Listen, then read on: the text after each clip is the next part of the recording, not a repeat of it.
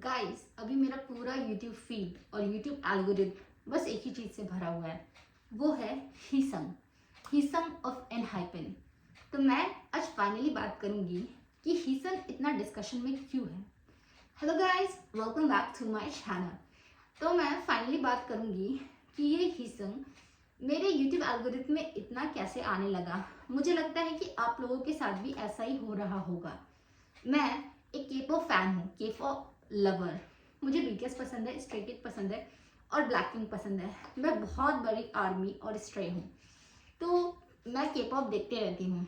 तो जो भी के-पॉप फैन लवर्स होंगे उनके फीड में हीसिंग ज़रूर ही आ रहा होगा। अब मैं आपको बताती हूँ कि ये शुरुआत कैसे हुई। हीसंग एनहाइपन का मेंबर है। एनहाइपन में 7 मेंबर है टोटल। कंपनी ने मार्च 10 ट्यूसडे को एक स्टेटमेंट जारी किया कि हीसंग एनहाइपन को छोड़ रहा है। फिर हीसंग के तरफ से भी रिटर्न मैसेज आया कि वो एनहाइपन छोड़ रहा है, ठीक है।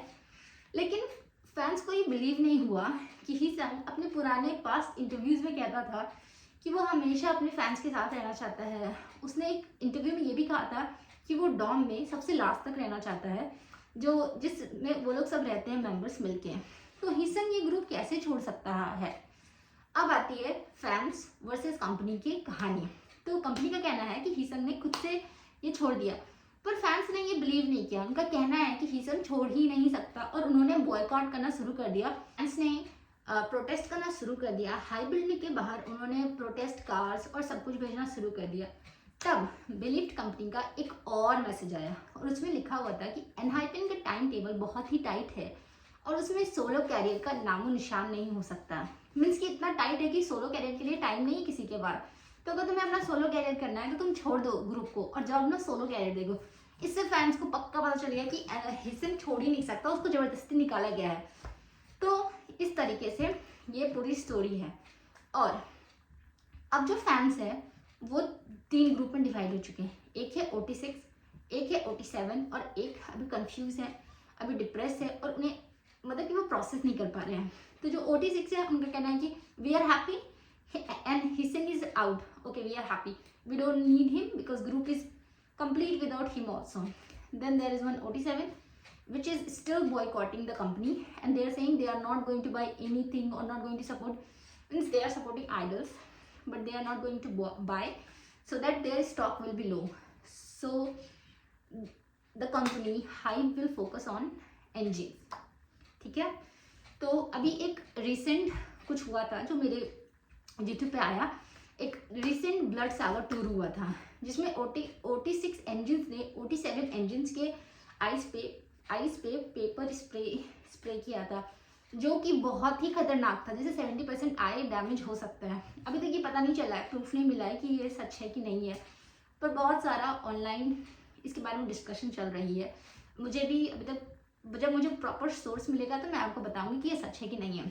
तो मुझे जानना है कि आप क्या है, आप OT7 है या OT6 है, या अभी आपको प्रोसेस करना पड़ रहा है कि चल क्या रहा है यार।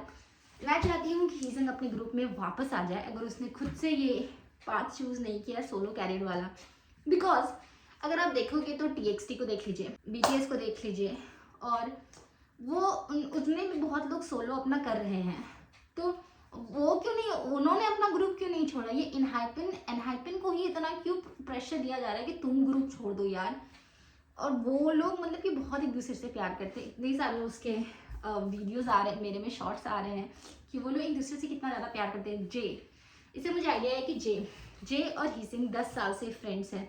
और जे तो ब्लड सागर टूर में मतलब कि थोड़ा सा इमोशनल भी दिख रहा था। उसने अपने इमोशंस को कंट्रोल करने की बहुत कोशिश की। मुझे नहीं पता कि वो हीसंग के बारे में सोच रहा था या पास्ट मेमोरीज और something, but I know Heeseung and Jay are like friends, soulmates for 10 years। सो थोड़ा तो उसको दुख होगा ही। अभी रिसेंट एक इंस्टाग्राम पोस्ट भी आया था हीसंग का जिसमें शायद पीछे में जे था, कंफर्म कुछ भी नहीं है अभी। तो आप ये प्रोटेस्ट करना जारी रखेंगे या रोक देंगे, आप क्या चाहते हैं। हाँ, एक और चीज़ कि 12 मई को किसी टैरोट कार्ड रीडर ने ये पढ़ा है कि हीसंग शायद 12 मई को वापस आ सकता है। तो उसका भी हम इंतज़ार कर रहे हैं। इतने सारे एल्गोरिथम, यूट्यूब शॉर्ट्स, फीड में एनहाइपन आने के कारण मैं खुद ही डिप्रेस ना हो जाऊँ, मैं दिन रात एनहाइपन को देखते रहती हूँ। हीसंग का जे के साथ रिलेशनशिप, संगून का, सोनू का, सनू का, Sunghoon group, Heeseung group, I love everyone, Niki, everyone. So मैं नहीं चाहती कोई भी डिप्रेस हो। मैं चाहती हूँ कि अगर हीसंग वापस आना चाहता तो प्लीज़ उसे आने दे, प्रोटेस्ट करें, एटलीस्ट कुछ तो पता चले। और हाँ, अगर हीसंग खुद से छोड़ के गया है तो कोई मेंबर उसके बारे में बात क्यों नहीं कर रहे? जैसे कि अभी मार्कली एनसीटी का, उसने खुद से ग्रुप छोड़ा, सारे मेंबर्स उसको सपोर्ट कर रहे हैं, सब बोले कि तुम्हें जो करना है तुम करो, हम एनसीटी का ध्यान रख लेंगे। तो एनहाइपन मेंबर्स को क्यों अलाउड नहीं है हीसन के बारे में बात करने के लिए भी? हीसन भी बात नहीं कर पा रहा। ये कहाँ का तरीका है? अगर वो खुद से बात करते, खुद से बोल पाते कि वो खुद से छोड़ के गया है या क्या है, तो फैंस को फिर भी तसल्ली रहती कि अच्छा होप है, everything is good, they are friend. But कोई किसी के बारे में कुछ बोल ही नहीं रहा है, जिसके कारण और कंफ्यूजन है। तो आप मुझे बताइए कि आप क्या बॉयकॉट कर रहे हैं या नहीं कर रहे हैं, या आप सपोर्ट कर रहे हैं? कुछ मिस हो चुका है तो आप मुझे ज़रूर कमेंट करके बताइए। अभी के लिए इतना ही, बाय बाय।